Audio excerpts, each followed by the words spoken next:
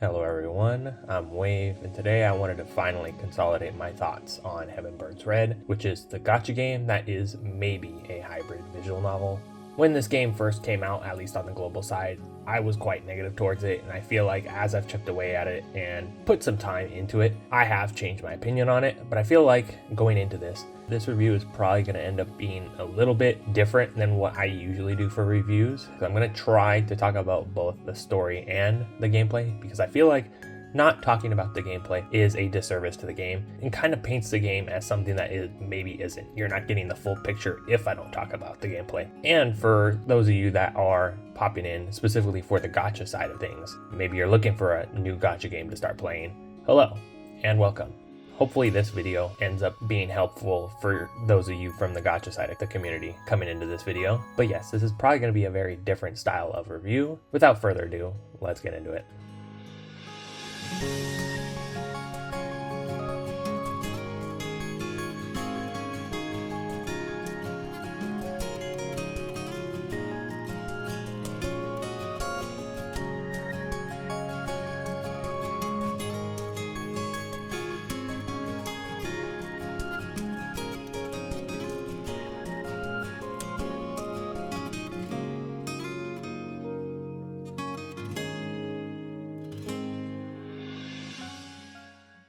So where do I even begin? For the majority of HBR's runtime, you're going to be playing through the perspective of Ruka, who is this wacky kind of character who is able to uplift people's emotions with her jokes while at the same time also being able to be quite stern and serious when the situation calls for it. But the story of HBR begins as we find ourselves within this school or academy where apparently tons of different people have been gathered up and recruited by the military in order to take down this foreign alien species that has invaded the planet known as Cancers and pose a threat to humanity as a whole. And you get quickly thrust into the gameplay, being able to see that this is not something that is specifically just story. You'll be able to experience all of the hardships with every single battle that takes place in the field. And so as the story continues, you get to realize that there is, two different ways in how the story progresses, in that you have downtime when you are at the base or the academy, and then the other portions where you are out in the battlefield, dungeon crawling, fighting off enemies. And all the while the story is presented in that visual novel style. And I think as far as story, I'll get into it as I progress further and further into this review. But I think if I was to give you just my general thoughts, I do like the story, but I think it is quite weak earlier on.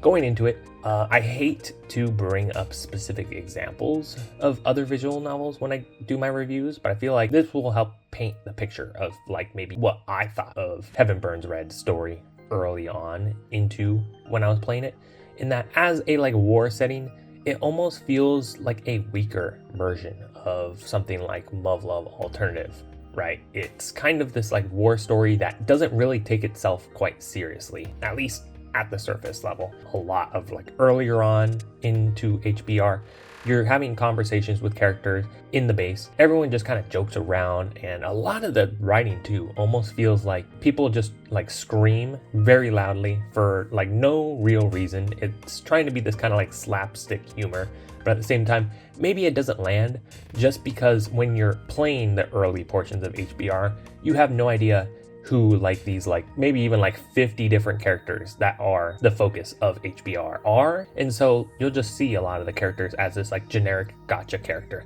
that you have no personal attachment to.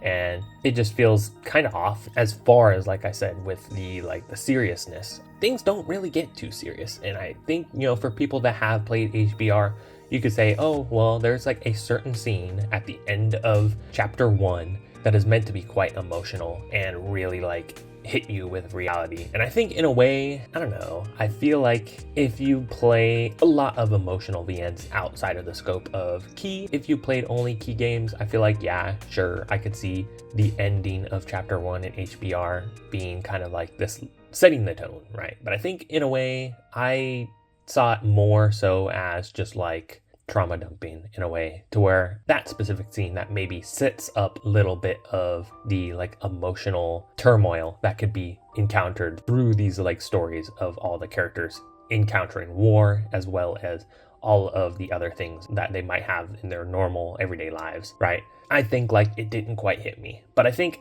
as you play more and more HBR, for me personally, I think once you get towards the end of chapter 2, you will then start to kind of see, okay, you'll have more time to actually sit down, read events for all the different characters that are maybe not the main focus of the story, as well as seeing that the main story actually does start to take its like war setting seriously, and that yes, there can be some sort of bigger events that happen that feel very impactful and will actually be, I don't know, you know what I mean. I think HBR is kind of weird because I've talked about it elsewhere on my channel before, in that I think a lot of the time I can kind of decide if it's a visual novel that I'm going to enjoy by the time that like I'm around like the 30-minute threshold. And HBR, also being a live service game, is something that you kind of can't really like sit down and decide, the next visual novel I'm going to read is HBR, because HBR is live service. You kind of have to play it in the background. And so this game's been out for a little over a year now. And yeah, I have been continuously playing. I've taken some breaks from it here and there, but ever since the anniversary a couple months back, I have been consistently playing it, and it's something to where I think if you are going to be getting into HBR, this is a very like slow burn title. You have to play it for many months in order to really like sink into like all of the different aspects of the game, and to where, yeah, this is a game that like if you were expecting to only beeline through the story, the main story at least, and not really do too many of the events, not really interact with a lot of the gameplay, this is something that I think takes quite some time to kind of settle into and start to kind of like realize, okay, this is a title that is pretty enjoyable, which kind of goes against my own like philosophies. I think HBR as a title maybe only really gets good like I don't know if I want to say like 20 to 30 hours deep, which is kind of saddening. It's pretty like a big barrier to entry, I feel like, for me, and probably to a lot of you listening in that this is a game you really do have to kind of like wade through a lot of the like the early hiccups of the story and the gameplay until everything's going to start to click for you. All right, so now finally kind of getting into, I guess, the other side of HBR, the gameplay. And so I think early on into HBR, it'll take you quite some time to even really get familiar with how the gameplay works. I can kind of attempt to briefly describe some of the like the major points in gameplay and how you can actually like progress through the fights. But I feel like HBR's battle system is kind of complex, and before the anniversary update, or like a little bit around that time of anniversary and maybe like a month or two after, we finally got some like quality of life updates to where they finally added in some like good tutorials for you like to teach people how to actually play the game. But for the longest time, like especially even like now, you go ahead and you try to look up some like guides on how to play HBR, it is quite like difficult to kind of get a grasp on like all of the different intricacies. And I think there's only maybe like one really good place to look, which is what the community calls the Tojo files, a Google Doc that has a whole lot of different like references and material for you to look over. I'll probably leave that in the description of this review, so that way if you are interested in getting into Heaven Burns Red, you can take a look at that if you want to kind of get a little bit more information. But I think like early on into HBR, you're gonna have only like a little bit of a grasp on like the baseline of the mechanics of the gameplay within HBR, into where I think like it doesn't really help too in that earlier on into HBR there isn't really any like skill expression when it comes to RPGs. I feel like as an RPG, like normally the progression system of an RPG, you're leveling up, you're maybe like recruiting new characters, and you're building out your team, discovering what kinds of like builds you're going to use, what kinds of like combos or like team structures you want to use in order to get past boss fights or like regular mob fights. And I think HBR being a gacha game really heavily messes up with that kind of like typical RPG flow. Like I said, there's not really any skill expression. You're kind of like barely just scraping by with whatever like random units that you end up pulling through the gacha early on. And you might not even really know what units are like good or what units are like maybe going to be good for you. And I don't know. I think early on into HBR, you're kind of just going to be like fumbling through. I would say because of how HBR is split up into different like chapters for its main story, I feel like I wasn't really forced to learn the actual gameplay mechanics until I had already finished the 3rd chapter, which is quite some many hours into the game already. You can kind of just fumble through and you'll get to the end of chapter 3. And then once you get to the end of chapter 3, there's this massive difficulty spike to where I almost feel like HBR doesn't really have like a mid game. You have an early game, which is like those first 3 chapters. And then once you finish chapter 3, you're almost thrust into end game already. I don't know if maybe that's just because of how the progression was made when the game was transitioned into a global version, is that we had a lot more content at launch, so there wasn't really any need for a mid game, but you kind of do need to learn all of the intricacies, and you have to kind of build a better team by the time you finish chapter 3. And it ends up becoming like a pretty big barrier to entry for some people if you were to just dive right into HBR, play through the story, and then suddenly be hit with like, oh, I gotta like raise my power level of my team. I have to kind of like look into my team building and build something that is maybe going to be more like diverse. And so like, I guess I'll go ahead and kind of start to talk about how the gameplay is in HBR. A lot of the time you're going to be walking through dungeons, and the dungeons are going to feel like a slog. In a way, maybe not. That's why I said earlier back, maybe like a month or 2 ago, we ended up actually getting a pretty good quality of life update to the game, to where one of the major features is that while you're walking through these dungeons, the run speed is actually sped up significantly to where it's not taking as long to get through the dungeons. And there's also some other things that came in that quality of life update that I'll touch on later. But HBR's gameplay, a lot of the time, you're going to be running through these dungeons, you're going to end up having random enemy encounters. There's no enemies really on the map, at least for that type of dungeon. And a lot of the time, you are kind of needing to have a team built to where you're going to need AoE units that are going to like quickly mow down the enemies. And so that's why I'd say with the multiple forms of content in HBR, it would be kind of good to have dungeon team and then like a bossing team. But maybe for main story, you kind of have to combine both. And that's where I would say maybe, yeah, RPG mechanics, as you build out your roster, you kind of need to build out and have a team that can kind of do everything. Looking at the gameplay, your party has 3 members in the front and 3 members in the back. Those 3 members in the front are going to be the characters that are going to be doing damage or healing or supporting or defending. There's a whole bunch of different roles within HBR. And I would say out of all the different roles, if you were to look at them, I think there are maybe 3 in total that actually are like the focus. The 2 most important roles I would say within HBR as far as characters that you're hoping to pick up would be healers and supports. I think both of those 2 classes are pretty like obvious for why you would want them. Healers are going to be able to heal up your party and make sure that you're not going to be dying out in the battlefield. The buffers help to give your attackers all the various buffs that they need in order to chew through the HP bars of the enemies. That 3rd role can kind of be any form of attacker.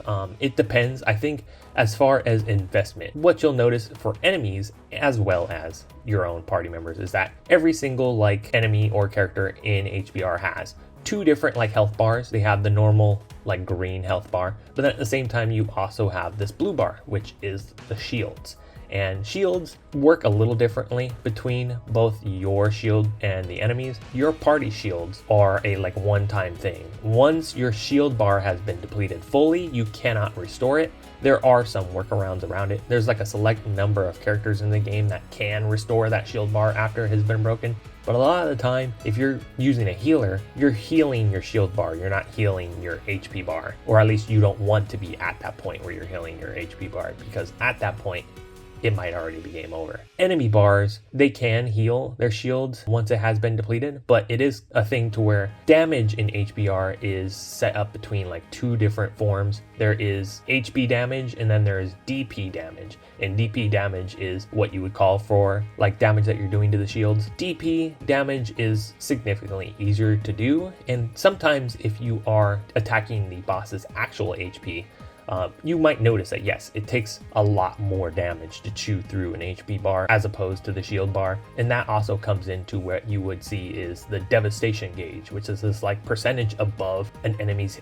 HP bar when you hit them, to where it'll go up as you do damage. And that devastation gauge is like a multiplier that then, you know, as you are hitting the enemy's HP bar, you'll do more and more damage after you've raised that percentage gauge. And so I would say attackers, Depending on investment, you can use whatever. If you want to use a debuffer, if you want to use a normal attacker class, you can do that in order to get through like specifically bosses or just normal enemies HP bars.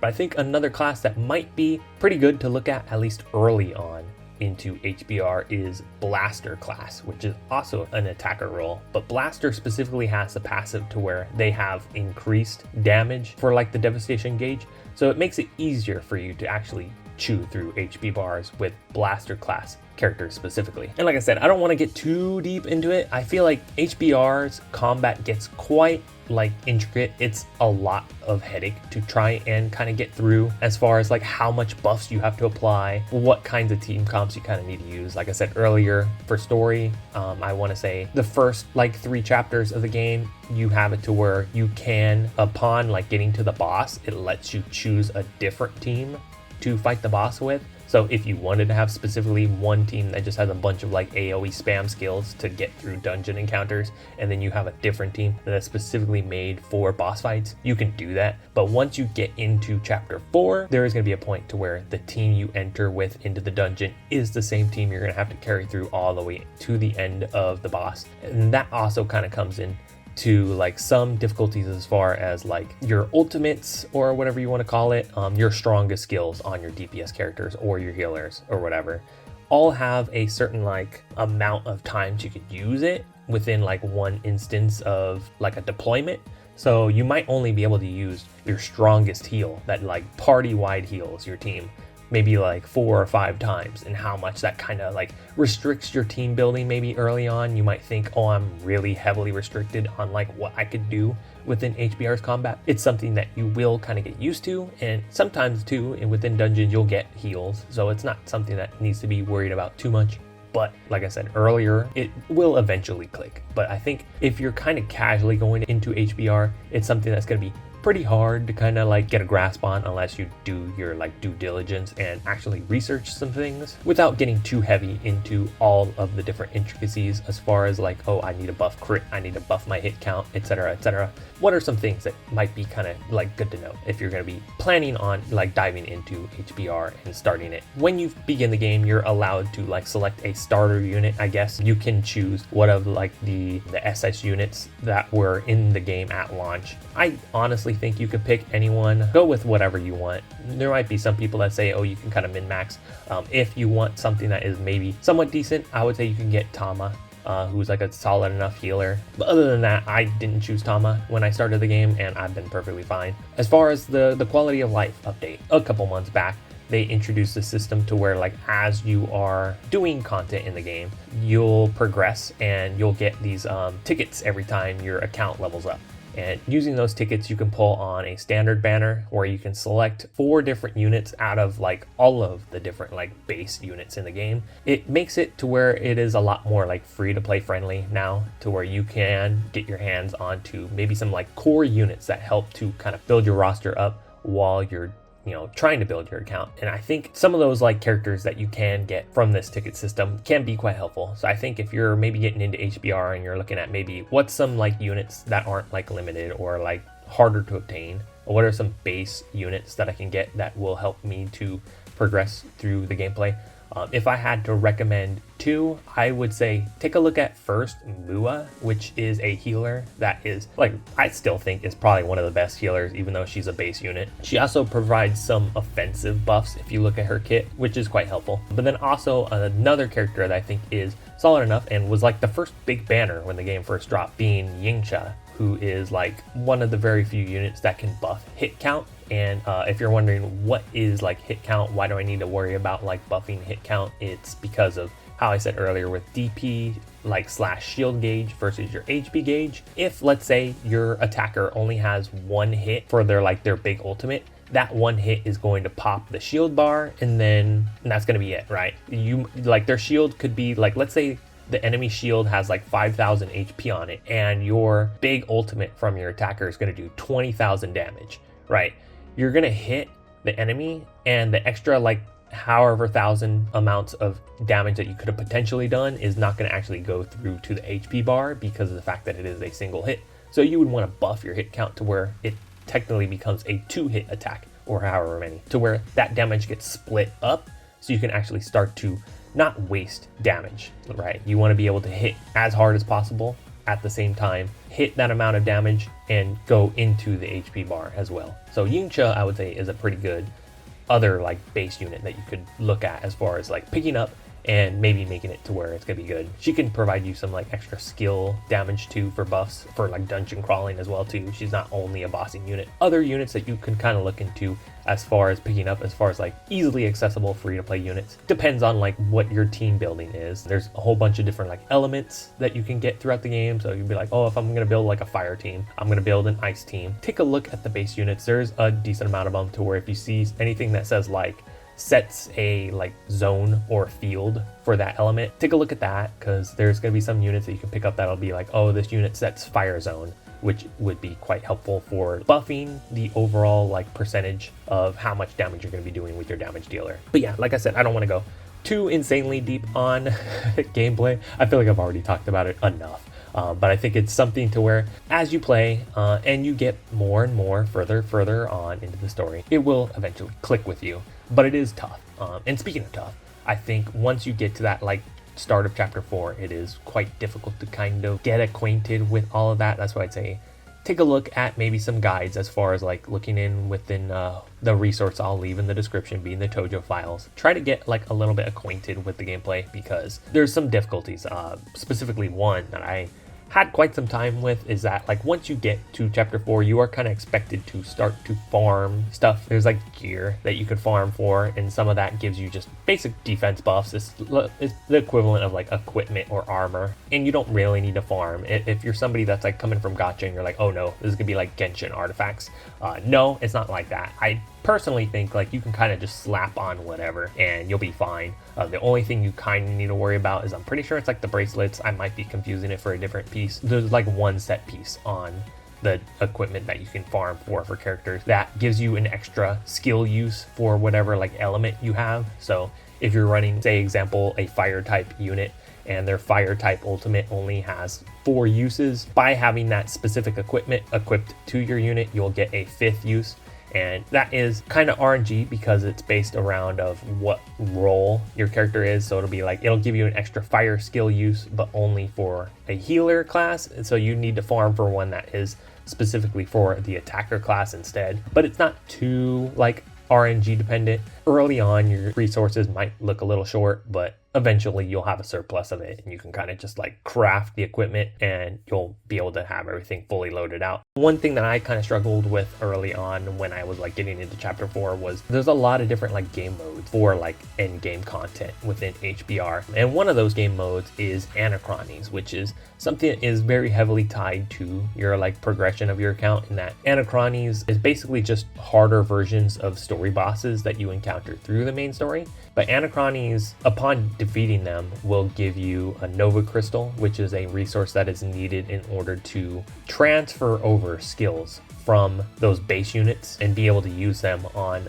other like character alts or like different, costumes for like the characters that you'll be pulling through gacha. And I think when we kind of get into gacha, that's when we start to look at, okay, maybe the gacha system is a little sus. One thing that I think some people praise, I think kind of is a little bit of a detriment at times, is because of the fact that when you look at different characters, you might see people online say, oh, this character is really good, but this character is only really good if you have their other versions, because you need to be able to transfer over their skills to be able to use it as like part of their kit. Into where I think if you dive into HBR, the gacha starts to kind of rear its ugly head, to where, like I said, it's pretty free to play friendly with getting the base units now that they've added that like quality of life update. But Anachronies was something that I kind of looked at and I was like, okay, for an example, one of the characters that I had for my main team that I was building, which was Marie, I was building an ice team, and Marie was a character I already had, and she has access to Ice Zone. But if I wanted to use this other version of Marie that I had pulled, that was a really good buffer that gave me a bunch of different like crit buffs for whatever DPS units I was going to be using on my team, I would want to use Nova Crystals on her in order to access Ice Zone on the unit that has all those different crit buffs. And Anachronies was like one of the biggest hurdles, I think, for me, for like being able to unlock the rest of the game for myself, in that you kind of had to do all that research, level up your units, decide on how you're going to kind of like build a team and get things to where you're going to be able to like survive hits. And like I said before, maybe having to like utilize blasters, understanding the like the in-depth mechanics of like devastation gauge, and being able to like kind of get over that hurdle of beating a boss, not even just once, and having to do it multiple times in order to accrue as many of the resources I needed to then unlock that ice zone on Marie, to then be able to like make my team stronger, and then from there go ahead and do even more and more of the end game content in order to push my team further, become stronger, become well acquainted with the gameplay of HBR, have everything kind of click for me into where now, yeah, I can like confidently clear through content, not only for like end game content, but also for story. And now like everything, like I said, just clicks, and I actually kind of enjoy the gameplay of HBR now, to where the gameplay loop feels quite satisfying. Okay, so is there anything else I like really need to like touch on? I feel like this review is already starting to get a little long. I guess we can kind of talk about the monetization of the game a little bit and how that kind of ties in with the actual gameplay as well. You might also notice that this game has a dupe system, like how a lot of gachas do, and unfortunately I think the dupe system in this game is kind of necessary. Fortunately, like if you notice, if you go through the events in the game, what you'll notice is that the events have like a gift shop that you can do. All the events apart from the collab stuff is permanent, so there's not actually any sort of like urgency to be like, oh no, I need to play the event as soon as it drops. You can kind of get around to it at your own leisure. But if you look at the like the gift shop or like event shop, you'll notice that a lot of them will have the premium shards for the strongest rarity of characters. It's in very limited quantities though. You will get like shards every now and again from like login bonuses, but I think the majority of the time too, I think a lot of people get their shards through the battle pass, which I've never spent anything in this game. You kind of have to be like very cautious with your resources if you are going to be free to play. If you are spending money, I think it's a little less like restrictive, but if you look at some kits, I think also probably one of the like strongest units to come out recently, it's a character by the name of Boongo, and for their specific alt, people call them Boon God because of how like free to play friendly they are. It's like the one character where I would say you can kind of tear through bosses very easily with this one specific character, but only once it's like at the highest level of investment, to where yeah, you kind of have to save. I think you could very easily like quote unquote brick your account if you go ahead and use your shards for your character in order to get like certain passives on like a unit that's like suboptimal. Boon God is one of those examples of a character that is like at maximum investment. At 4 limit breaks, you end up getting a passive that gives you a full meter for overdrive gauge, which is another gameplay mechanic that I didn't even go into very briefly. Overdrive gauge is something that gives you like extra energy in order to use your attacks. It's called SP. Like I said, HBR's gameplay is very in-depth. I don't want to go too heavy into it, but Boon God gives you a full overdrive gauge upon getting to max limit break, as well as you have to have like a certain buff applied through one of her skills. And she's like one of the biggest examples of power creep in this game, to where her ultimate, every other character like in the game has a limited amount of uses on their ultimates. Boon God has unlimited uses on her ultimate, and the cost for SP that you need to use it actually gets reduced once you apply like her buffs that she has built into her kit. And then like I said, as well as with that overdrive gauge buff that you get from like max limit break, she becomes quite strong because her ultimate is pretty much like a one shot on like most bosses in the game, as long as you're like properly also buffing her with other units. But even like with next to no investment and you could just use Boon God by herself, she can do a lot of damage, if not one shot a boss anyways, just because of how much like damage is funneled into her kit. Specifically, like I said, she's the biggest example of power creep. Well, I think, yeah, the fact of being able to just like one shot a boss, but being able to one shot a boss basically at the cost of like, okay, I need to have a fair amount of investment and needing to have dupes, is something where it's like, okay, it's kind of bad. If you look at like the actual pricings for stuff, pity in this game is 45,000 quartz. It's actually higher on the JP server. That same pity being 60k is actually set in place on global whenever there is a collab banner, but the normal banners are 45k. If you look at the packs, I think doing the math, I want to say it comes around to somewhere around like $170 in order to get one copy of a unit, when a lot of the times, like I said with the example of Boon God, you need her max limit breaked in order to like get the full potential out of her. I think a lot of the time you kind of want to have just like an extra copy, so basically 2 copies of a character is kind of like the bare minimum for what you would want for like end game content, just because extra copies also gives you like extra defense stats as well as offense stats. But bosses hit quite hard, and having an extra copy gives you that little bit of defenses that you would kind of need. And since it's like relatively okay to spend your like event currencies for like the dupe shards on your units, as well as just randomly pulling extra copies of them, it's good. But like I could show that, yeah, I have Mua on my team and I only have the 1 copy of Mua, and sometimes it'll feel like, yeah, she's kind of taking a lot of damage in a way. It will get better as you get stronger and stronger too. As you clear more story content, you unlock higher level caps for your characters, and just by like leveling up your characters, you're getting extra defenses. But I think if you're early on, let's say you are in like the start of chapter 4, you're gonna realize, wait, I'm taking like a lot of damage, and it's because you kind of are at that level of like, okay, well, extra copies maybe are a little bit better because of how like low your level cap is at that point in the game. And so I think you might be incentivized to be like, oh, I need extra dupes. You kind of don't, but in a way, if you look at some like DPS passives too, sometimes you'll see, oh, this character has like this part of their kit that not only is like part of their kit kind of like focused around like, oh, what base units do I also have unlocked, but also that, oh, this part of their kit is locked behind and you'd have like 3 copies of them. So it kind of gets a little bit bad when it comes to gacha and like how restrictive it can kind of feel.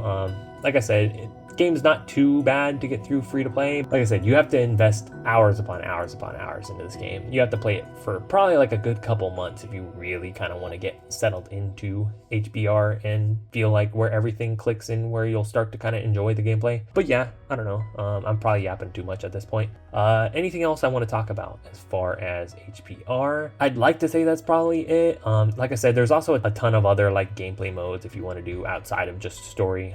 There's obviously the character events, which is also that like visual novel format. So if you want more story, if you want to become more acquainted with the other characters, the other different squads within HBR's military force, you can do that and have a fun time with that. Like I said, you don't have to do it specifically when that event drops. You can do it at whatever time you want. There's no like urgency to do so. Other stuff, there's a lot. There's like I said, anachronies, there's like score challenges. There's also, I think, one of the biggest other game modes is Clock Tower, which is like where you go through the clock tower. Every floor is like a certain wave of enemies or like a boss or whatever, and there's a lot of different floors in Clock Tower. I think like that's what I would say is like pretty much end game content. What I think is kind of weird about Clock Tower is that it's fun, and I also think it's kind of one of the biggest examples of like really kind of like showing off. Like I said earlier in the review, maybe that's when everything clicks with you and you can kind of do skill expression. There is where you're able to kind of put your skills to the test and like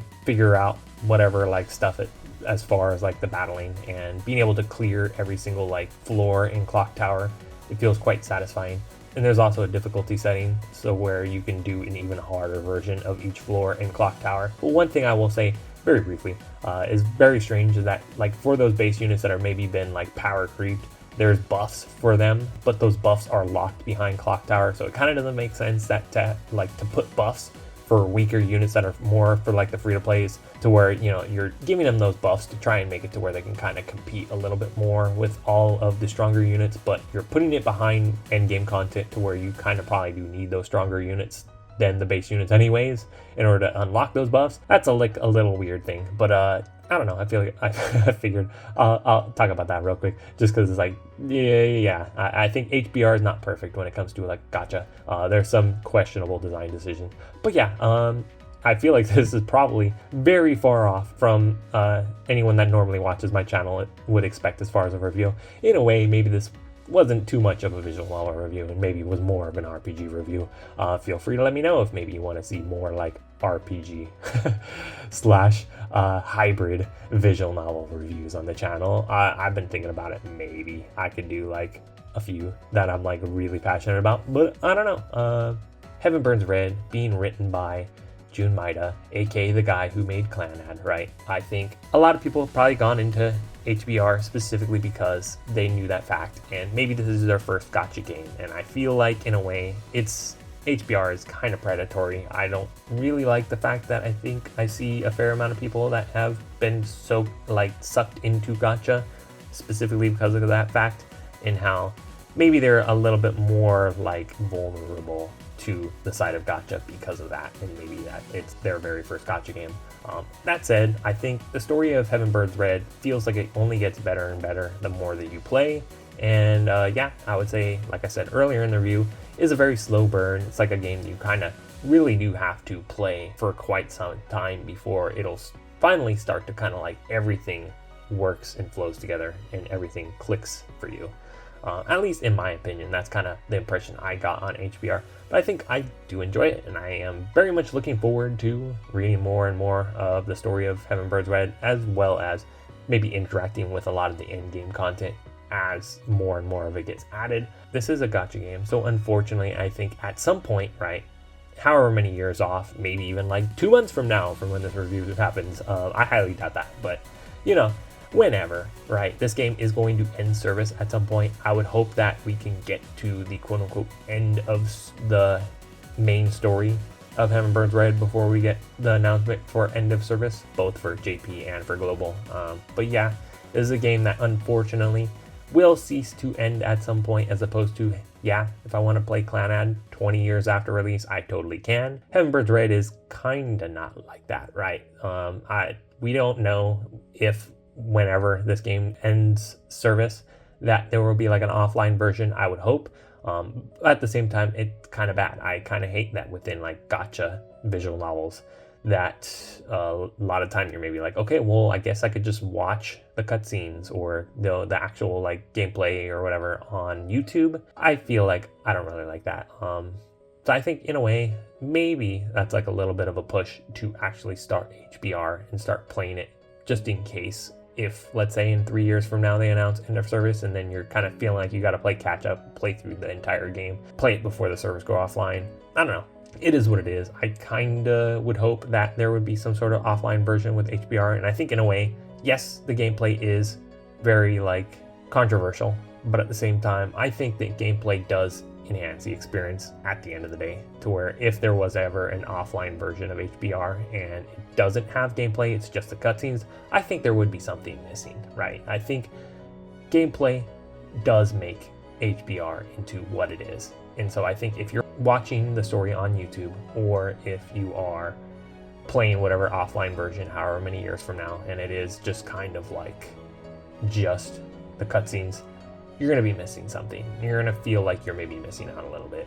At least that's my personal opinion. But yeah, HBR is a visual novel that I have continued to enjoy now. Like I said, I had a rocky relationship with it early on, but I think now, yeah, I do like it. And I do think, hopefully, for those of you that are fine with dipping your toes into maybe like one of the craziest RPG / hybrid visual novels out there, at least as of current, that maybe you might be interested in checking out Heaven Burns Red as well. I've been Wave. Thank you guys for watching, and I will see you next time.